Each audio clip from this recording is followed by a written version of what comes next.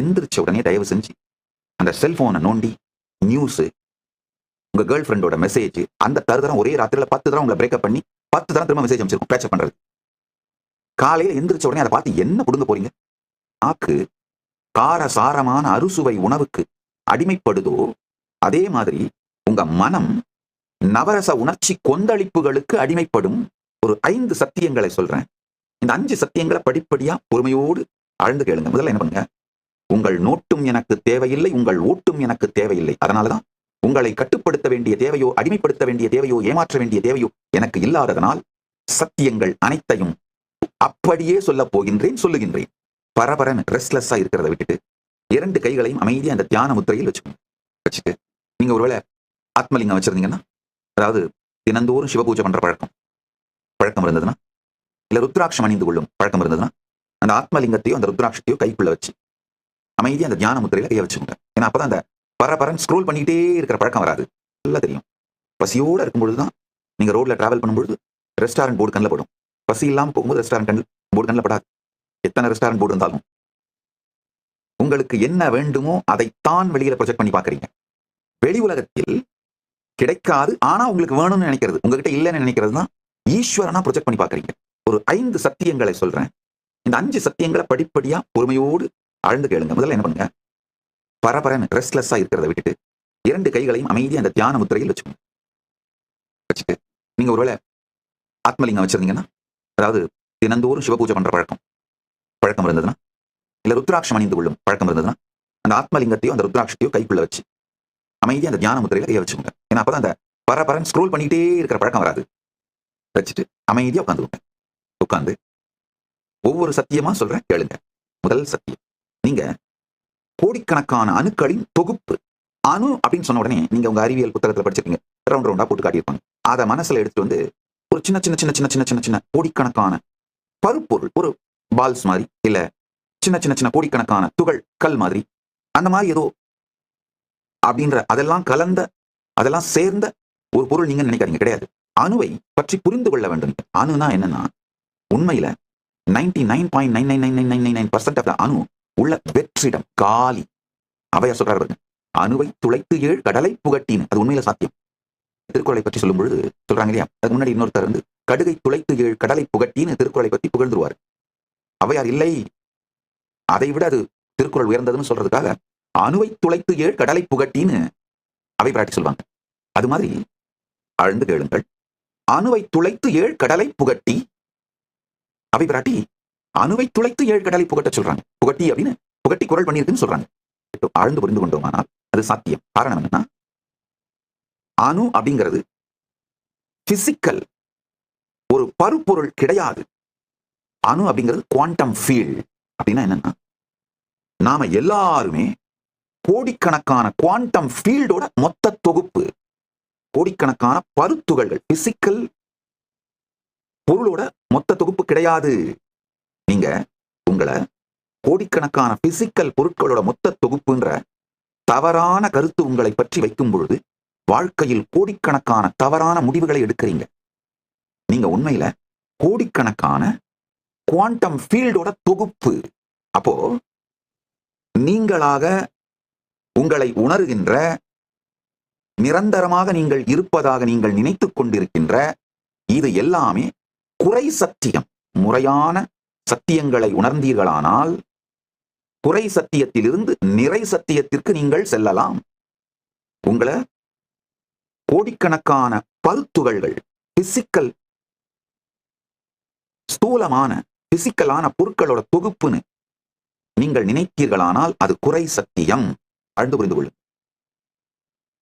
அது நிறை சத்தியம் கிடையாது. நீங்க கோடிக்கணக்கான குவாண்டம் ஃபீல்டோட தொகுப்பு. ஏன்னா ஒவ்வொரு அணுவும் ஒரு குவாண்டம் ஃபீல்ட். இதுல ஒரு நல்ல விஷயம் என்னன்னா, இதை புரிந்து கொள்வதனால உங்களை நீங்கள் எப்படி வேண்டுமானாலும் வடிவமைத்துக் கொள்ள முடியும். 6 முகம், சண்முகன் சண்முகன் சண்முகன், வார்த்தைக்கு வார்த்தை அருணகிரிநாத பெருமான் சொல்றது. இந்த பாடலையும் சொல்றார், முகம் 6ம் ஒழிந்து ஒழிந்திலனேன்னு. 6 முகம்னு அருணகிரிநாத பெருமான் சொல்றது மித்து கிடையாது. உங்களுடைய நிறை சத்தியம், உங்களுடைய பல்வேறு பரிமாணங்கள் நீங்க குவாண்டம் ஃபீல்டுன்னு புரிஞ்சுக்கிட்டீங்கன்னா நீங்க ஆறு முகம்னு அந்த சத்தியம் புரியும். அதுதான் நீங்க ஆறு முகத்தோடு இருப்பவர்தான் நிறை சத்தியம். ஒரு முகத்தோடு நீங்க இருக்கிறதா நினைக்கிறது குறை சத்தியம். இந்த குறை சத்தியம் வரும் போகும், நிறை சத்தியம் நித்தியமா இருக்கும். சத்யோஜாதம், தத்புருஷம், வாமதேவம், அகோரம், ஈசானம், அதோமுகம். சத்யோஜாதம், தத்புருஷம், வாமதேவம், அகோரம், ஈசானம், அதோமுகம்.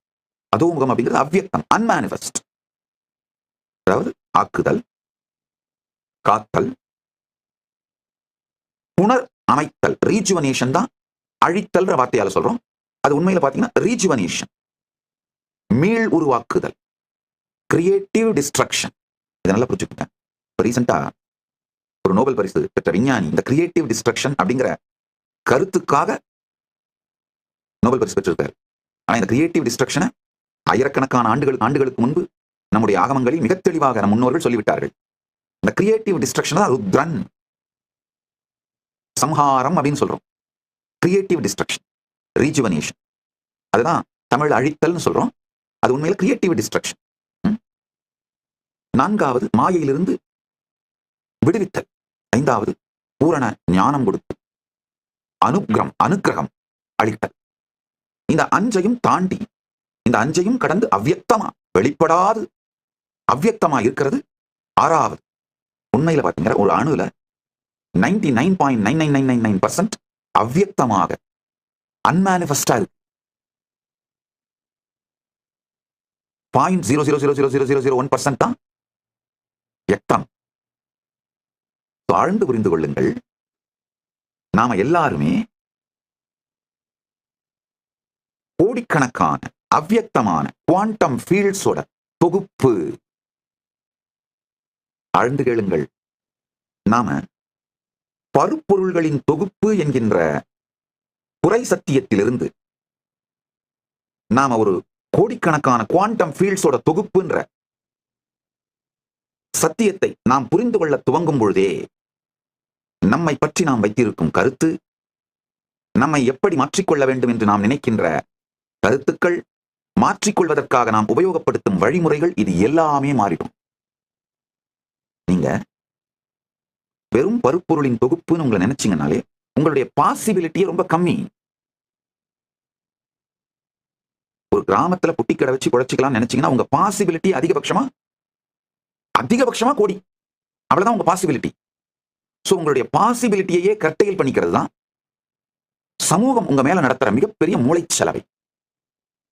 அதாவது ஒரு மனிதனுக்கு அவனை பற்றிய நிறை சத்தியமும் அவனை பற்றிய சத்தியங்கள் அப்படியே தெரிவிக்கப்பட்டு விடுமானால் அவனை கட்டுப்படுத்தவோ அடிமைப்படுத்தவோ இயலாது.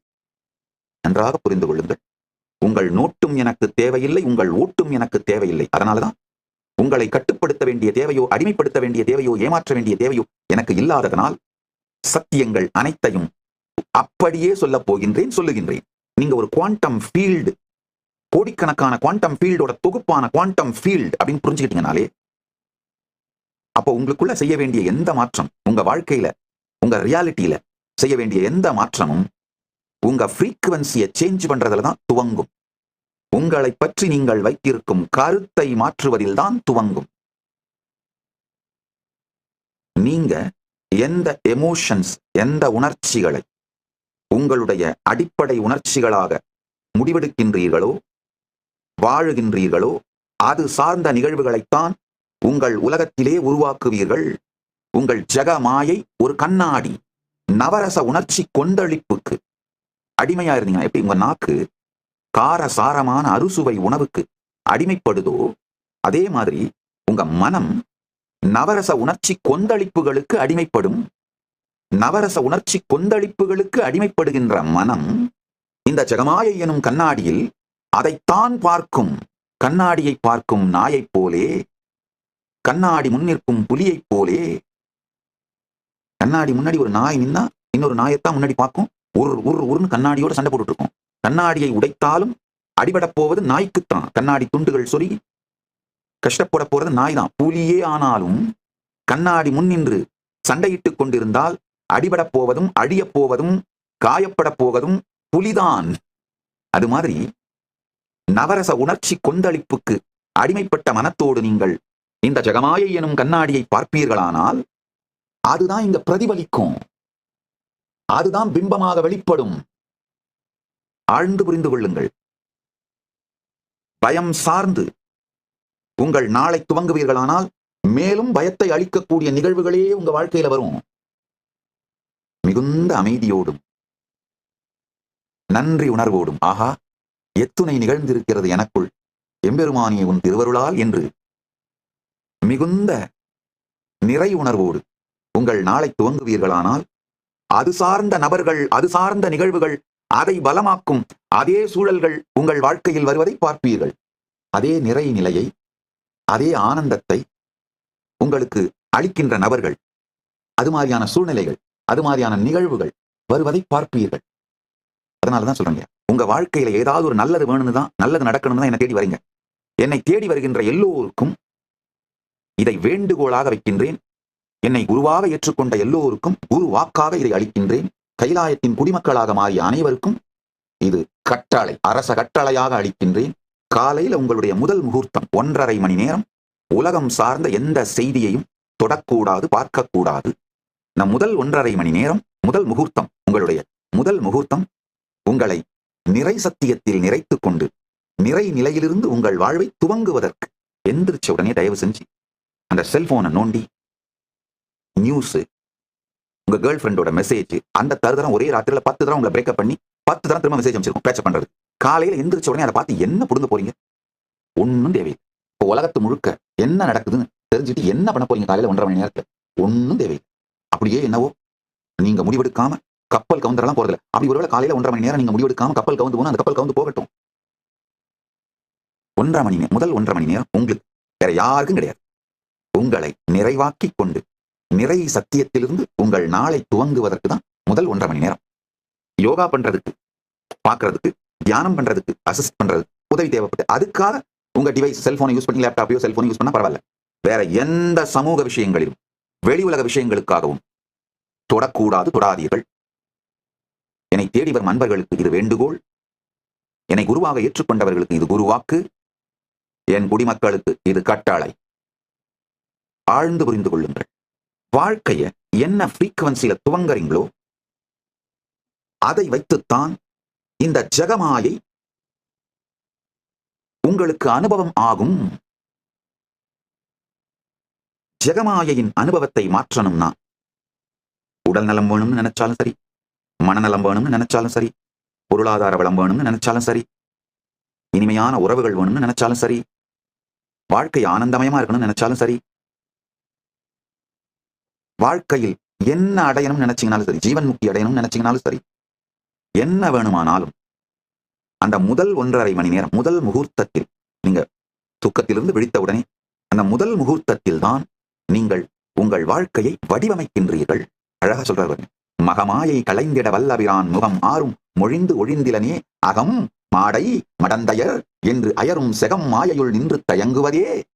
முதல் 1.5 மணி நேரம் அகம், உங்களுடைய அகங்காரம் சார்ந்து உங்களை பத்தி நீங்க வச்சுக்கிற குறை சத்தியங்களை பலமாக்குகின்ற எந்த செயலையும் செய்யாதீர்கள். மாடை, மயக்கம், கன்ஃபியூஷன், டெலியூஷன், யாரோ ஒருத்தர் ஏதோ ஒரு நாட்டில் கொண்டு போட்டா உங்களுக்கு என்ன ஆக போகுது? சும்மாவே உங்களுடைய வாழ்க்கையில் சம்பந்தமில்லாதவைகளோடு உங்களை உணர்ச்சி ரீதியாக, உணர்வு ரீதியாக தொடர்பு படுத்துகிறது. ஏதோ ஒரு ஹீரோ, ஏதோ ஒரு ஹீரோயின், இல்ல ஏதோ ஒரு நாடு, இல்ல ஏதோ ஒரு கலாச்சாரம், ஏதோ ஒரு ரிலிஜியன், இல்ல ஏதோ ஒரு ஐடியாலஜி, இது கூட உங்களை அசோசியேட் பண்ணிக்கிட்டு காலையில் எந்திரிச்ச உடனே அதுக்கு என்னாச்சு, அவனுக்கு என்னாச்சு நோண்ட ஆரம்பிக்கிறது. என்ன பண்ண போறீங்க? மடந்தை இல்லைன்னா அவன் என்ன பண்றான், இவன் என்ன பண்றான்? தயவு செஞ்சு முதல் 1.5 மணி நேரமாவது மொத்தமா ஒதுக்கி வச்சு ஜெகமாயையுள் நின்று தயங்கும் இந்த குறை சத்தியங்களை நம்மை ஆக்கிரமிக்காமல் முதல் 1.5 மணி நேரம் இந்த குறை சத்தியங்கள் உங்களை பேய் மாதிரி பிடிச்சிருச்சுன்னா நாள் முழுக்க அப்படியே தான் இருக்கும். ஒரு நிஜமான பணக்காரன் யார் தெரியுமா? வெறும் பணம் உடையவன் கிடையாது. முதல் 1.5 மணி நேரத்தை தனக்கு சுதந்திரமாக வைத்திருப்பவன் தான் ஒரு நிஜமான உயர் வாழ்க்கை வாழ்பவன். நல்லா புரிஞ்சுக்கோங்கய்யா. Middle class, upper middle class, elite அப்படிங்கறதெல்லாம் பணம் சார்ந்து கிடையாதுங்கய்யா. நம்முடைய வாழுகின்ற வாழ்க்கை முறை, இருப்பு இல்ல. காலையில 1.5 மணி நேரம் நான் எனக்காக எடுத்துக்கிட்டேன்னா ஆபீஸ் போக முடியாது, வேலை என்ன ஆகுது? அந்த வேலைக்கு போகாதீங்க. என்ன இப்பதான் உலகத்துல எத்தனாயிரம் ஆப்பர்ச்சுனிட்டிஸ் வந்துருச்சு. வெறும் யூடியூப் சேனல் நடத்திட்டு சம்பாதிச்சு நல்லா வாழ்ந்துட்டு போலாங்கயா. இல்ல, நான் அந்த 1.5 மணி நேரத்துல தான் ரெடி ஆனா தான் ஸ்கூலுக்கு ஓடணும். அந்த ஸ்கூலுக்கு எல்லாம் போய் ஒன்றும் தேவையில்லை. ஸ்கூல்ன்றதெல்லாம் மிடில் கிளாஸ் லைஃப் ஸ்டைல் எப்போ ப்ரூவ் ஆயிடுச்சுங்கயா. ஸ்கூல்ல மட்டும் படிச்சவன் தான் அன்எஜுகேட்டட், பணம் மட்டும் வச்சிருக்கவன் தான் ஏழை. வாழ்க்கை ஒரு மிக உயர்ந்த அனுபவங்கயா. பெருமான் நமக்கு கொடுத்திருக்கின்ற பரமசிவ பரம்பொருள், சுப்பிரமணிய பரம்பொருள் நமக்கு கொடுத்திருக்கின்ற ஒரு மிகப்பெரிய அன்பளிப்புங்கயா. அதை பிரிச்சே பார்க்காம, பெருமான் கொடுத்ததை திறந்து கூட பார்க்காமல் வாழ்ந்து முடித்து விட்டு சென்று விடுகின்றார்கள் பெரும்பாலானோர். நாம் ஒரு குவாண்டம் ஃபீல்டு. காலையில எந்திரிச்ச உடனேயே நம்மை பற்றிய நிறை சத்தியங்களை கொண்டு வந்து அதிலிருந்து நம் வாழ்க்கையை துவங்க வேண்டும். இந்த 6 நாளும் இதை முயற்சி பண்ணு. இந்த 6 நாளையும் இதை செய்யுங்க. அடுத்த சத்தியம், தினியான மனோ சிலை மீது உணதாள் அணியார் அரவிந்தம் அரும்பு மதோ பனியா என வள்ளி பதம்பணியும் தனியா அதிமோக தயாபரனே. நல்லா புரிஞ்சுக்கங்க. இப்பதான் நான் சொன்னேன், நம்ம கிட்ட என்னெல்லாம் இல்லைன்னு ஜீவன் நினைக்கிறோம் அதையெல்லாம் தான் இந்த ஜெகமாக ப்ரொஜெக்ட் பண்ணி பார்க்கும். அதை இந்த ஜெகத்திலிருந்து பிடுங்க முயற்சிக்கும்.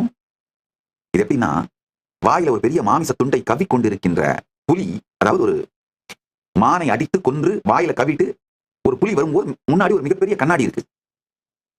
இந்த மான் தன்னுடைய வாயில தான் இருக்குன்றது அதுக்கு தெரியாம, தான் முன்னாடி இன்னொரு புலி வச்சிருக்கு அப்படின்னு அந்த புலியோடு சண்டையிட்டு அந்த மானை பிடுங்கி விடலாம், அந்த மாமிசத்தை பிடுங்கி விடலாம்னு அந்த கண்ணாடியோடு அடிச்சு மோதி அந்த கண்ணாடி உடைஞ்சி குத்தி இந்த புலி செத்து ஒழிந்த கதை தான் உங்க எல்லாருடைய கதையுமே. தன்னிடம் இல்லை என்று நினைப்பதை ஜகத்தின் மீது ஏற்றி ஜகத்திடம் போரிட்டு சண்டையிட்டுத்தான் அதை பிடுங்கி அனுபவிக்க வேண்டும் என்று தவறான கருத்தை நமக்குள் வைத்துக்கொண்டு, இதெல்லாம் சமூகம் மூளைச்சலவை செய்த கருத்துக்கள். அந்த கருத்தை வைத்துக்கொண்டு கண்ணாடியாக இருக்கும் ஜெகமாயையோடு சண்டையிட்டே நம் வாழ்க்கையை சீரழித்து விடுகின்றோம். நம்முடைய மை வேர்ல்ட், நம்ம ரியாலிட்டி, பர்சனல் ரியாலிட்டியும் ஷேர்டு ரியாலிட்டி, மகாமாயை. நாம எல்லாரும் ரியாலிட்டின்னு சொல்ற ஒண்ணு, நம்ம எல்லாரும் ரியாலிட்டின்னு சொல்றதுதான் இந்த உலகம். இதுக்கான விதிகள்னு வச்சுக்கோம் இல்லையா? இயற்கை விதிகள், நாட்டு விதிகள். இந்த இயற்கை விதிகள் அப்படிங்கிறது நீ குதிச்சா கீழ விழுவ, அடிபடும். நாட்டோட விதிகள் அப்படின்னா இதை செஞ்சினா உனக்கு தண்டனை, இதை செய்யலைன்னா உனக்கு தண்டனை அப்படின்லாம் வச்சுக்கோம் இல்லையா? இதெல்லாம் சேர்ந்தது மகமாயை, அதாவது ஷேர்டு ரியாலிட்டி மகமாயை, மகாமாயை. பர்சனல் ரியாலிட்டி ஜெகமாயை. இன்னொரு சத்தியம் பாருங்க, நமக்கு என்னவெல்லாம் நம்மிடம் இல்லைன்னு நினைக்கிறோமோ அதையெல்லாம் வெளி உலகத்து மேல போர்த்தி ஜெகத்துக்கிட்ட அதெல்லாம் இருக்குன்னு நினைச்சு ஜெகத்தை ப்ரொஜெக்ட் பண்ணி பார்ப்போம். அதே மாதிரி நம்ம கிட்ட இல்லாதது ஜெகத்துக்கிட்டையும் இல்லைன்னு நினைக்கிறதெல்லாம் ஈஸ்வரனா ப்ரொஜெக்ட் பண்ணி பார்ப்போம். என்ன வேணாலும் செய்யற சக்தி நம்ம கிட்டையும் இல்ல, ஜெகத்திலையும் யார்கிட்டையும் இல்ல. அப்போ அதை வச்சுக்கிற ஒருத்தர் இருக்கார், ஈஸ்வரன். இந்த பாடல்களை கவனித்தீர்களானால் தனக்கு என்ன பிரச்சனை இருக்கோ, எது தீரணும்னு நினைக்கிறாரோ அருணகிரிநாத பெருமான், அந்த பிரச்சனையை தீர்த்தவனாக அந்த முருகப்பெருமானை ப்ரொஜெக்ட் பண்றாரு பாருங்க. அவர் முருகப்பெருமானுக்கு உபயோகம் பண்ற வார்த்தைகளே பாருங்க. என்ன சொல்றாருன்னா, தனக்கு இந்த மடந்தையர் பிரச்சனை தீரணும்னு சொல்றாரு. முருகப்பெருமானை வள்ளி பதம்பணியும் தனியா அதிமோக தயாபரணின்னு சொல்றாரு. அதாவது வள்ளியோடு இருந்தும் எந்த துக்கத்திலும் எந்த துயரத்திலும் ஆட்படாமல் மோகத்தை தாண்டிய அதிமோக தயாபரணி, மோகத்தின் மாயைக்கு அப்பாற்பட்டு வள்ளியோடு வாழ்ந்தாலும் மோகத்தின் மாயைக்குள் படாத பெருமானே. இந்த மூன்றையும் புரிந்து கொள்ளுங்கள். ஜீவ ஈஸ்வர ஜெகத், இந்த மூன்றையும் புரிந்து கொண்டீர்களானால் அருணகிரிநாத பெருமான் சொல்ல வருகின்ற சத்தியம் புரியும்.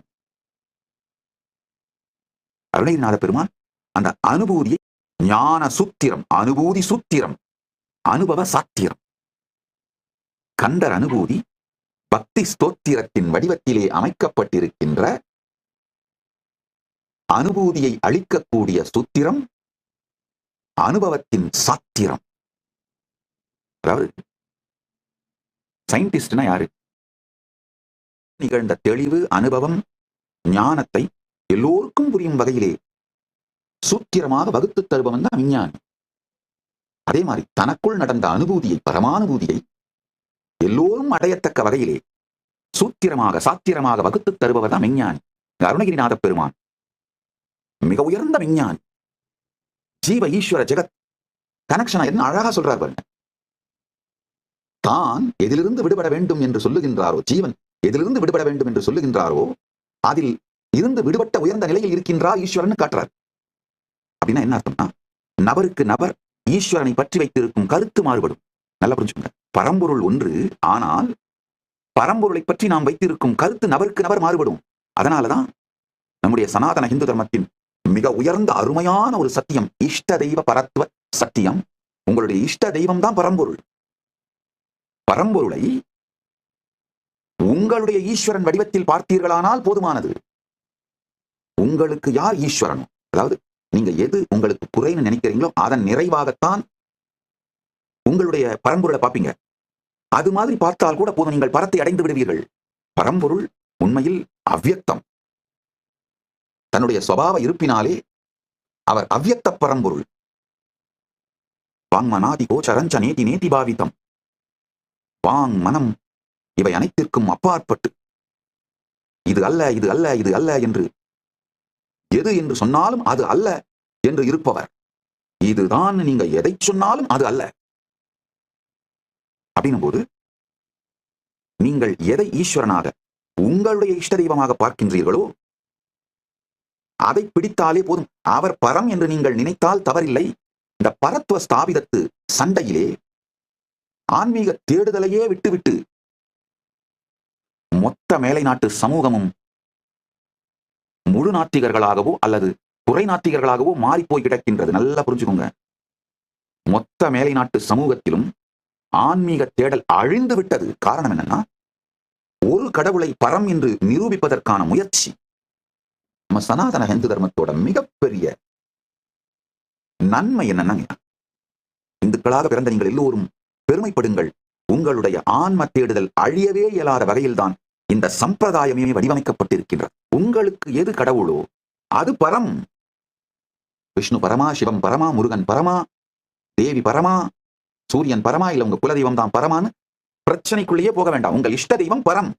ஏன்னா உங்க கடவுளையே நீங்க எப்படி ப்ரொஜெக்ட் பண்ணுவீங்கன்னா, உங்களிடம் இல்லாததைத்தான், உங்களிடம் குறையாக இருப்பதோட நிறையைத்தான் உங்க கடவுள்னு ப்ரொஜெக்ட் பண்ணுவீங்க. அதை பற்றி அதை தேடினீர்களானாலே, உங்கள் ஈஸ்வரனை தேடினாலே, உங்கள் இறையை நீங்கள் தேடினாலே பரம்பொருளை அடைந்து விடுவீர்கள். அடுத்தவன் பொழப்பு நமக்கு எதுக்கு? அடுத்தவங்க அவங்களுக்கு விருப்பமான சாமியை கும்பிடட்டும். அவங்கவுங்களுக்கு விருப்பமான கடவுளை கும்பிடட்டும். உலகத்தை பத்தி கவலைப்படுறதை நிறுத்து, மற்றவங்களை பத்தி கவலைப்படுறதை நிறுத்து. உங்களை பார்ப்பதை மட்டும் வாழ்க்கையின் முக்கியமான முடிவாக எடுங்கள். மனம் திணியான மனோ சிலை மீது, என்ன அழகா சொல்றாரு அருணகிரிநாத பெருமான், மனோ சிலைன்னு சொல்ற. மனம் வேற ஒண்ணுமே இல்ல. சமூகம் மொத்தமா உங்க மேல பொழிந்த அவர்களுடைய குழப்பத்தின் தொகுப்புங்க. உங்க எண்ணமே உங்களுக்கு கற்றுக் கொடுக்கப்பட்ட மொழி தான், வேற ஒண்ணும் கிடையாது. சின்ன வயசுல இருந்து உங்களுடைய தாய் தந்தையர் சொன்ன வார்த்தைகள், உங்க சுற்றம் உறவு உற்றார், பள்ளியில் ஆசிரியர், இவங்க எல்லாரும் சொல்லிக் கொடுத்த வார்த்தைகள், இந்த வார்த்தைகள் எல்லாம் உள்ள போய் அந்த வார்த்தைகளின் தொகுப்பு தான் உங்க மனம்ங்க. அதை வேற வேற விதத்துல நீங்களாவே கொஞ்சம் கிரியேட்டிவா பில்ட் பண்ணிட்டு விளையாடுறதா உங்கள் மனம்ங்க. இந்த வார்த்தைகள் சொல்லிக் கொடுக்கப்பட்ட எல்லாவற்றையும் நினைந்து பார்ப்பதை தவிர உங்க வாழ்க்கையில வேற ஒரு அனுபவத்தையும் ஒரு அனுபூதியையும் நீங்கள் அனுபவிப்பதே இல்லைங்கிறது தான் சத்தியம். சற்றே நிமிர்ந்து பாருங்க. உங்க வாழ்க்கையோட மிகப்பெரிய அனுபவங்கள்னு நீங்க நினைச்சுக்கிட்டு பெருமைப்படுற இல்ல துக்கப்படுற எல்லாத்தையும் எடுத்து பாருங்க. உங்க ஃபேஸ்புக் மெமரிஸ், பெருசு பெருசா போட்டுக்கிற மெமரிஸ், உங்க பெஸ்ட் மூமெண்ட் நீங்க நினைக்கிறது இல்ல ஒஸ்ட் மூமெண்ட் நினைக்கிறது எல்லாத்தையும் எடுத்து பாருங்க. ஒண்ணுமே இல்ல. சமூகம் உங்கள் மீது பொழிந்த அந்த எண்ணங்களை, வார்த்தைகளை மீண்டும் மீண்டும் சொல்லிக் கொள்வது மட்டும்தாங்க. You are not living, you are just remembering. Remembering has become your life.